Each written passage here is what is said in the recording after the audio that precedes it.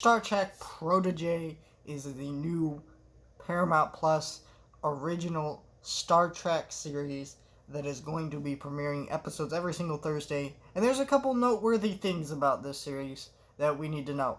First of all, this is the first ever Star Trek series that is targeted towards kids. Which I think could be a turnoff from some people, but I watched the episode. I'm here to say I think any Star Trek fan will be able to enjoy this show of any age. Simple as that. And then the other thing we need to note about it, this is the return of Captain Janeway from, what is it, Enterprise or Deep Space Nine? I forget. But whatever, she's returning, and Kate Mulligan is reprising her role as the character. Now, how she's returning is she's returning as a safety training mechanism on the ship. So she's not, the character herself is not returning, which I think that was like a thing for some people. They're like, how is this character returning? Because like, I don't know, it's just kind of a weird character. It's like, how are you gonna do that? And that's kind of how they did it. She's a training mechanism. So let's talk about this first episode. This first episode is literally just the plot of, we have a group of kids, all diverse alien species, and there's one not kid in the group, but for the most part they're all kids, which is a cool idea, that they're all diverse alien species. You know, I wish that Star Wars had a TV show where we had all diverse alien species, right? And not really any humans, because there are no humans in this crew at all, which is awesome. We have like a robot and some other identified aliens. Pretty awesome. That is awesome to see. I really, really like that idea, and I like the idea of this being presented to kids, because, you know, they could take this as an allegory for the real world. I know kids aren't really going to do that, but, you know, like, they're going to look at this and see this diverse group of, you know, characters in a show, and maybe they could equate that to real life and be more okay with seeing other diverse groups of people, right? I don't know, but it's cool. Also, I really enjoyed the characters from what I saw of them in this episode. This episode is a 45-minute episode. It's a two-parter, and it kind of ties everything together very well. I think that the story is basically these characters, they're escaping this planet because they're all prisoners in this mine colony, and they're just trying to escape.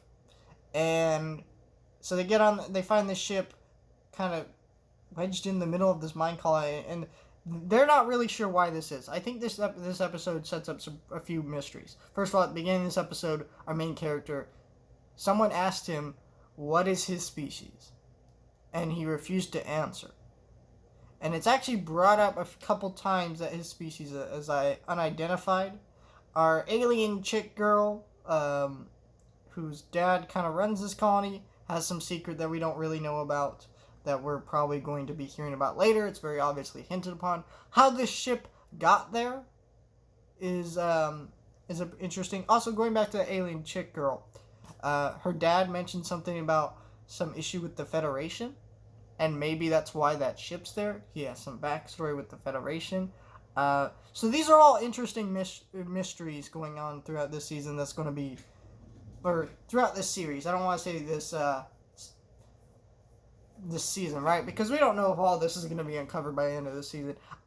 We do know that this show has 2 seasons ordered, which is exciting.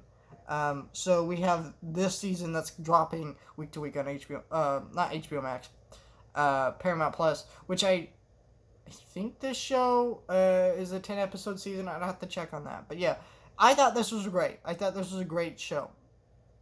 A great premiere, kind of introduction to what this show is going to be like.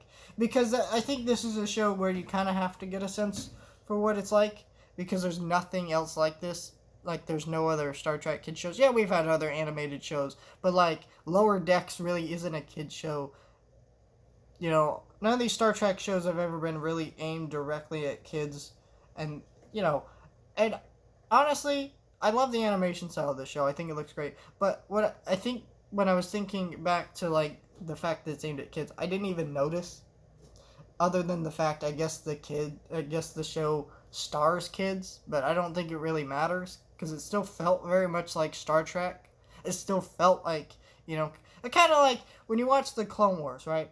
When I watch the Clone Wars, I don't think, man, this is a kid show. I think, oh, it's a show in the Star Wars universe, and it feels like Star Wars. Simple as that. And I feel like that the same with this show.